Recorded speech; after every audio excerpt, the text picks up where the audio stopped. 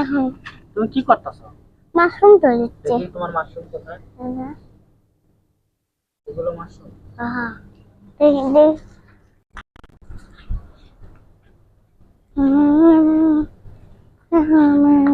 কোথায় তো দেখি। হ্যাঁ যেগুলো একটা একটা করে রাখবো। এখন এগুলো কি করতেছো? পানির মধ্যে দিচ্ছি। হ্যাঁ, পানির মধ্যে দিচ্ছি। পানির ভিতরে? পানির মধ্যে। পানির মধ্যে?